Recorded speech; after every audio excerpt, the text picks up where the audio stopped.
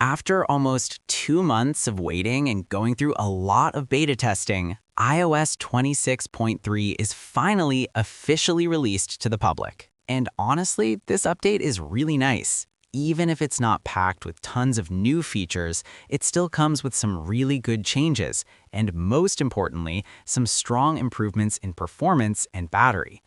Personally, I'm happy with the battery life on iOS 26.3. Even from the very first beta, I noticed improvements, and as the beta updates continued, the results got better and better, especially in performance and battery drain. So in this video, I'm going to tell you about a few very important things you should do immediately after updating, so you can make sure your iPhone runs at its best and nothing is missing or set up wrong. As always, drop a like, subscribe, and turn on the bell so you don't miss the next videos. Number 1. Turn off iOS 26.4 beta updates if you don't want beta anymore, and keep auto updates on. The first thing you should do after updating is to go to Settings, then General, then Software Update. Inside there, you'll find automatic updates and also the beta updates option if you were using iOS betas. Now, listen carefully. If you were installing iOS 26.3 betas and now you've updated to the official public version or even the RC, and you don't want to continue on beta, then you need to turn off beta updates. Because if you keep it enabled, your iPhone might suddenly start suggesting iOS 26.4 beta 1 the moment it comes out.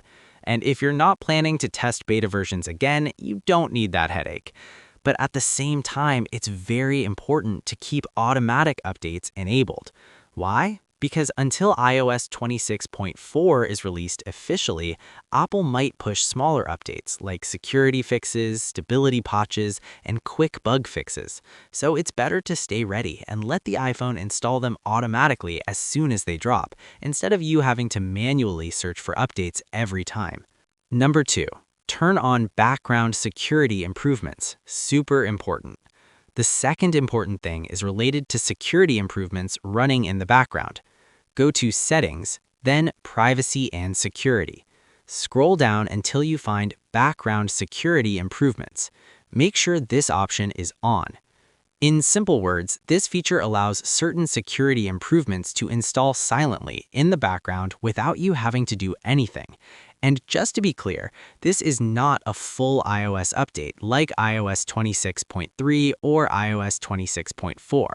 These are smaller security updates like quick fixes that close security holes, patch vulnerabilities, and fix system-level security issues. And all of that can happen without you even noticing. So make sure it stays enabled. Number 3. Check for a carrier or network update. Takes 15 to 20 seconds. The third thing, after many iOS updates, mobile carriers sometimes release a network update that improves things like cellular signal stability, call quality, and network-related fixes. To check for it, go to Settings, then General, then About. Now, just wait on that screen for around 15 to 20 seconds. If there's a carrier update available, a message will pop up asking you to update carrier settings. Tap Update and your iPhone will install it. And the best part, you usually don't need to restart after it installs, but it can still improve network performance and calls if anything was acting weird. Number 4. Update all your apps after updating iOS.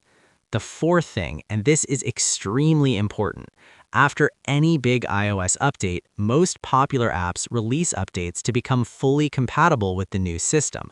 So you need to update your apps right away. Open the App Store, then tap your profile icon, scroll down to the Updates section, and update everything available. You can keep auto updates enabled, but sometimes I notice it's not always working perfectly. So to make sure it stays enabled, go to Settings, then Apps for App Store. Then make sure App Updates is turned on. This is very important because some apps might have been draining your battery without you realizing it, and app updates after a new iOS version often fix that. Number 5. Check battery health and don't panic if the percentage drops. The fifth thing is checking your battery health after updating. A lot of people find this strange, but trust me, it matters. Go to Settings, then battery health. Now, here's something that happens often. You might see your battery health stay at the same percentage for a long time, and then suddenly after the update, it drops 3% or 4% or even 5% all at once. A lot of people think the update damaged my battery health. But the truth is, no, the update didn't reduce your battery health. What happens is that after an update, the system starts doing a recheck and recalibration of components, and it shows a more accurate number that was already true, it just wasn't updating in real time before. Now, the key point, if your battery health was a bit above 80% and after the update it drops below 80%, that can mean your iPhone may not run at peak performance like it did before. And in many cases, you might need a battery replacement to get the best performance again. But honestly, my advice is don't obsess over the battery health number too much because it can drive you crazy in the long run. Number 6. Review privacy and permissions, location, photos, camera, microphone, tracking. The sixth and final step is one of the most important things you can do on iPhone, and I recommend doing it after every update, maybe every couple of months. Go to Settings, then Privacy and Security. Now review a few key areas. A. Location permissions, especially precise location. Check which apps have access to your location, especially precise location. If an app doesn't need your location, turn it off immediately. B. App permissions, contacts, photos, camera, microphone. Go through permissions like contacts, photos, camera, and microphone. You should check what every app can access because you might find an app you barely use that still has access to the microphone or the camera or your photos, and that's not something you want. C. Tracking for ads and data collection. Finally, go to the tracking section. Check which apps are allowed to track you, and it's better to disable tracking so apps don't collect info about what you watch, what you browse, or what you search. This reduces ad tracking and data collection. Final advice before you judge iOS 26.3. And that's basically the full summary of what you should do right after updating. Let me know in the comments if you updated to iOS 26.3. Did you face any issues or not? And one more important tip. Don't judge the update within the first 48 hours. Give it time, wait around 72 hours or even 4 to 5 days so apps finish optimizing, the system fully stabilizes, and background processes settle down. Then you can judge performance and battery properly. See you in the next video.